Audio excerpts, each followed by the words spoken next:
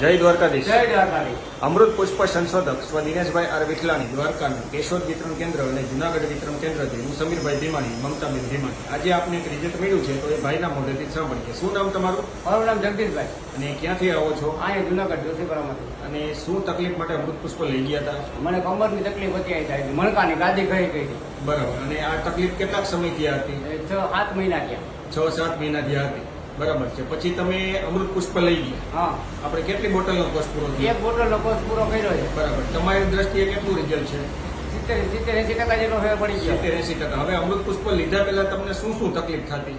આ કમરની તકલીફ હતી, ઊભું થવામાં તકલીફ પડતી, બેહી ના આપતો, બરાબર અહીંયા છે. દુખતો, વધારે હાલી ન આપતો, બરાબર છે. બહુ દુખાવો થતો. બરાબર. હવે એક બોટલ પૂરી થઈ. 1 બોટલ હવે અત્યારે આ બધી પરિસ્થિતિમાં કેટલો ફેર તમારી દ્રષ્ટિએ? હવે મારી દ્રષ્ટિએ 70-80% કરતા વધારે થઈ ગયો ફેર. હવે જે આ બધું હાલવા ચાલવામાં ને ઉઠવા કાંઈ બેસવામાં નથી તકલીફ થતી. એમાં થોડું ઘણું 20-30% જેવું થોડું ઘણું હજી વધારે ક્યારેક દુખી જાય છે. બરાબર એટલે આ છે. બીજી બોટલનો કોર્સ ટૂંકમાં 60-70% એક જ બોટલથી એક જ ફાયદો થઈ બોટલ, ગયો. હા, એક જ બોટલ. અહીંથી તમને શું શું આપવામાં આવ્યું હતું?